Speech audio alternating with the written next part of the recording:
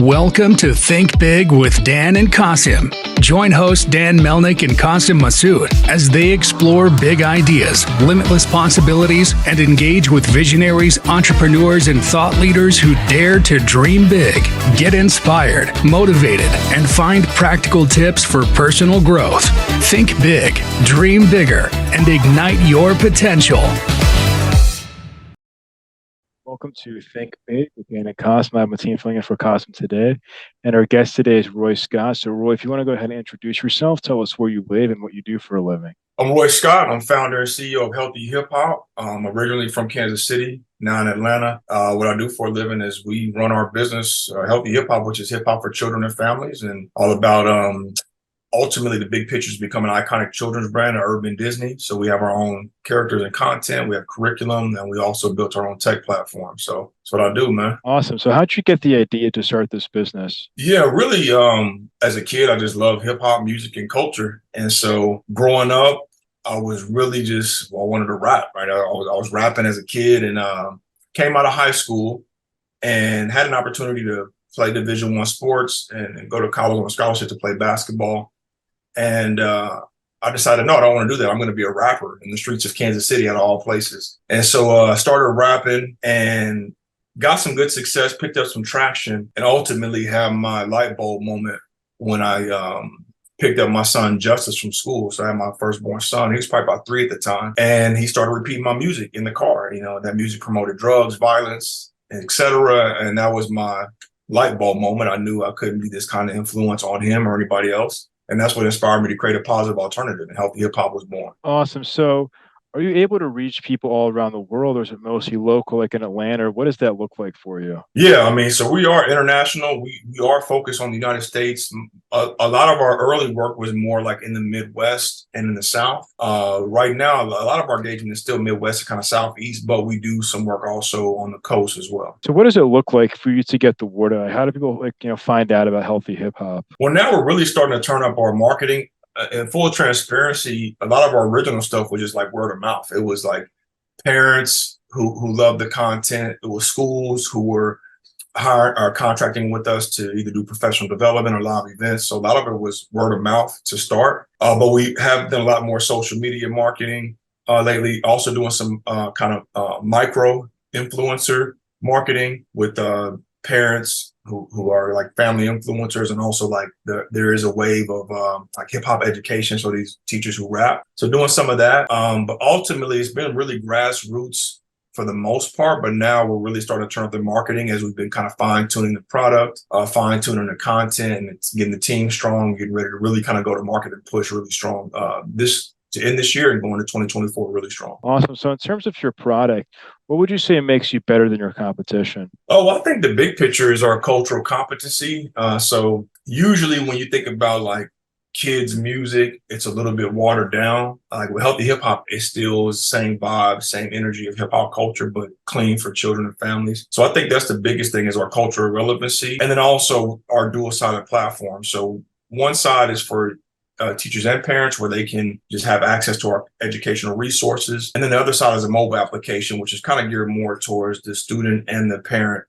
And the app is like a Spotify meets TikTok for children and families. And this is where parents can stream the music exclusively in our app. And then kids can also create these TikTok style videos, but in a safer environment for children and families. So is your goal to be more of a B2C or B2B, like selling it to schools and places like that? Big picture. So to hit our North Star of becoming like an iconic children's brand, I think the long term is going to be more of a B2C. But where we're at right now on our roadmap, it is more of a B2B. So we sell to schools, we sell to corporate partners. This gives us puts us in front of more students and more teachers and more people at once. There's also a lot bigger contracts. It's a clearer path to scale the business.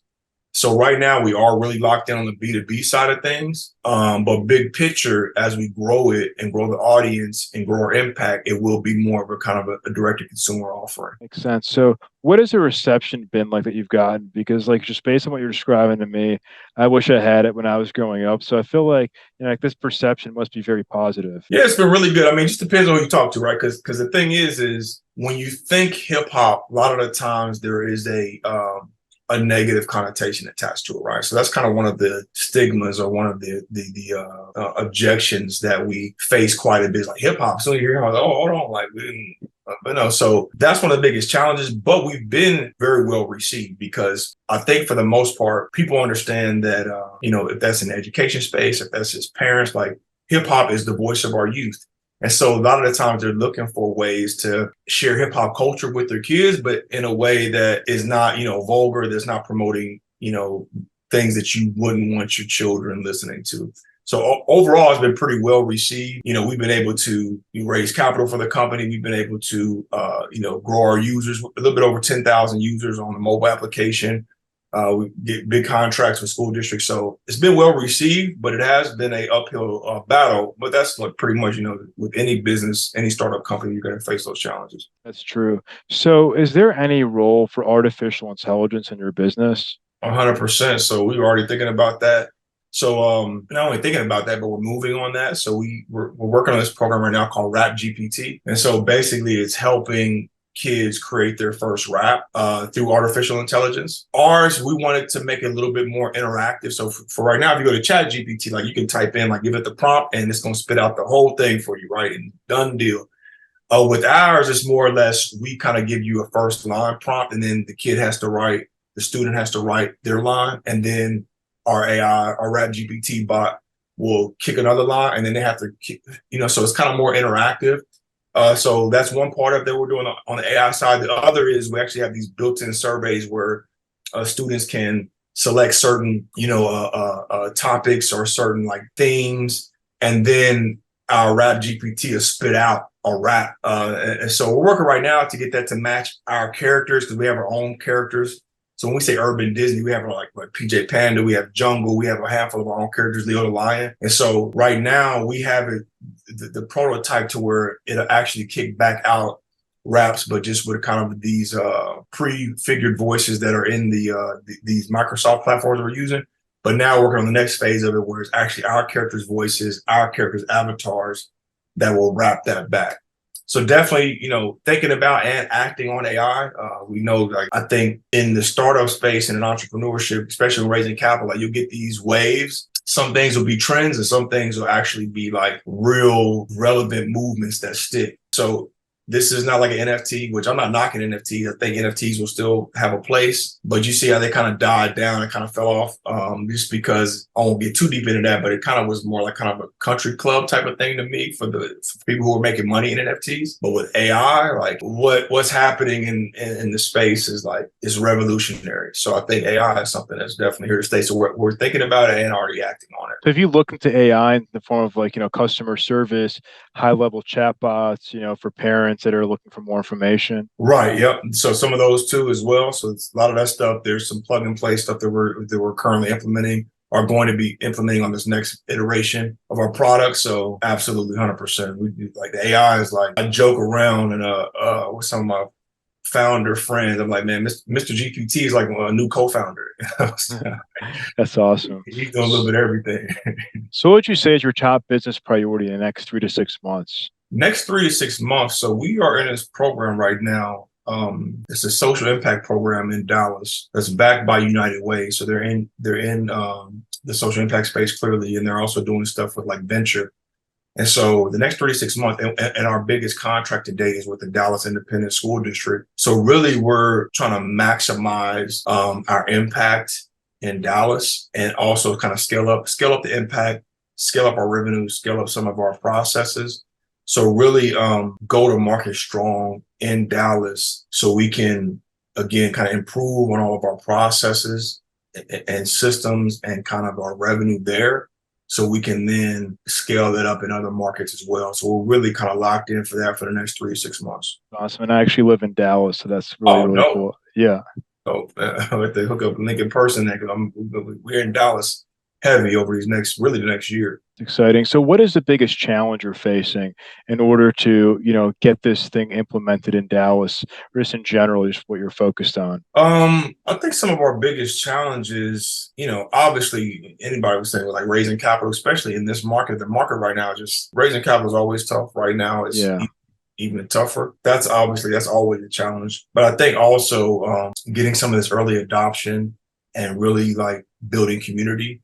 And so we've been doing a lot of the back end stuff as far as like building out the product, like I said, getting the team strong, getting the content strong. We've been really kind of cultivating our relationship with the people who are familiar with us. But now it's like creating these healthy hip hop champions and kind of creating community to really grow and spread what we do, to get more mass adoption, kind of create that virality and get the key people like in education, in hip hop, and in like the entertainment industry, like behind us to really raise awareness about what we're doing so we can, hit scale. Are you focused now on, maybe getting influencers behind you? Maybe it's even like professional athletes, basketball, football players, folks like that. 100%. So we're focused on that, especially like I said, with this stuff is happening now in Dallas. We got some really strong connections and ties in there with the local sports teams. But then also with our network already. So we won the Legacy Classic Pitch Competition, which is backed by Michael B. Jordan. So we're working with his team right now. He came on board as an advisor, working with his team on some content and some different ways to kind of activate that part of our network. We're in Black Ambition right now, which is a program backed by Pharrell Williams. We did receive a small investment from them last year. We're going back to the program to become like an official Black Ambition finalist. So some of those key things we're working on right now to get some of those influencers. Like I said, that's not only like you mentioned in the, but not only did I mention in the entertainment and hip hop, but like you mentioned also like in sports, because obviously there's some key people in that space that I think could really kind of amplify our voice. So do you have calls pretty regularly with, Michael B. Jordan and Pharrell Williams? And if so, like what's that like working with them? I mean, well, with them, they have big teams, right? So we try to meet with them at least, monthly, quarterly. You got to be respectful of their time and make sure like you make a quality ask with them. It has to be like, it has to be like official. So we speak pretty oftenly, but I make sure like, I'm respecting their time and making sure I'm, strategic with how I'm asking for healthy hip hop. So what is the one biggest piece of advice that you wish you knew before we started this business? I would say to really align myself the right way. And what I mean by that is I don't have a background in fundraising. I don't have a background in tech or VC, but I've been on a crash course of learning it. We've been able to successfully raise over $1 million of capital. We've been able to win some pretty prestigious pitch competitions, and it's all been off sheer just like grit, determination, persistence. And so now what I've learned is to just align myself, especially on the funding side. I want to align myself with the people that are in like my vertical, in my industry, versus like when I was first started raising capital, I had so many meetings with people in the VC space that just weren't a good fit. But so a lot of that, I think it needed to happen for me to learn it. But now it'd be more like aligning myself with the right people, capital wise, and then also attracting and not forcing. Because a lot of the times it's things like grit, go, grind, grind. And I've been doing that.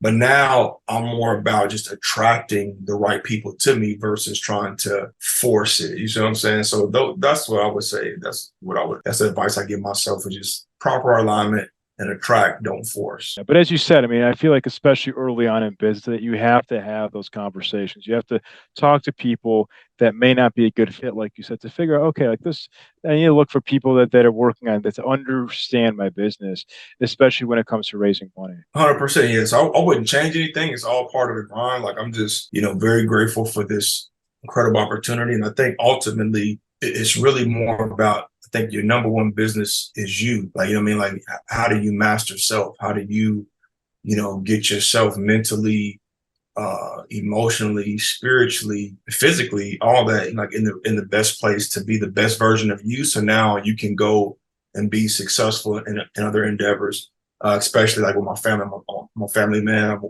wife and 3 children. Like understanding my priorities, like locking in first and foremost, like with God, locking in with my family, and then being able to lock in with my business. So mastering self, I think, is your number one business. 100%. Yeah, faith is really important for us as well. So I would say, if we're going to have this conversation again in 1 year from now, where do you expect things to go for healthy hip hop? Well, I think when you see me from a year from now, Roy Scott and healthy hip hop will be a household name. We will be definitely scaled in impact. Because for me, and that's why I kind of went a little bit late over. I was talking to my co-founder about this.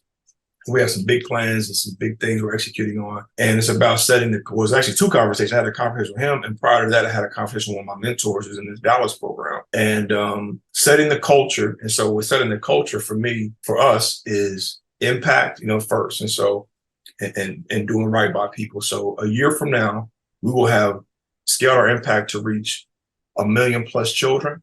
We'll scale our impact to reach millions in revenue. And also just as far as again, iconic children brand, a mogul just in entrepreneurship and hip hop and entertainment. So a year from now, that's what you're going to see.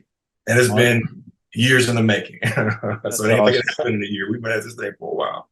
No, for sure. And we're rooting for you. So if somebody watching this wanted to reach out to you, do you mind sharing the best way to get a hold of you and your company website? Yeah, so the company website and our socials across the board is healthy.hiphop. So there's no .com, it's just healthy.hiphop. That's also all of our socials, just healthy hip hop, one word. RoyScott.ceo, same for me, just one word. I'm pretty open. Reach out to me, and I'm always responsive. It's kind of like how we got this meeting set up here, right? Yeah, exactly. Well, Roy, I want to say thank you so much for your time. As I said, we're rooting for you. Hopefully we can chat again in 1 year as you guys keep growing and scaling your company. Absolutely. Appreciate y'all. Thanks for taking the time today. Likewise. Thank you. All right. Peace. All right. Thanks. All right. Bye.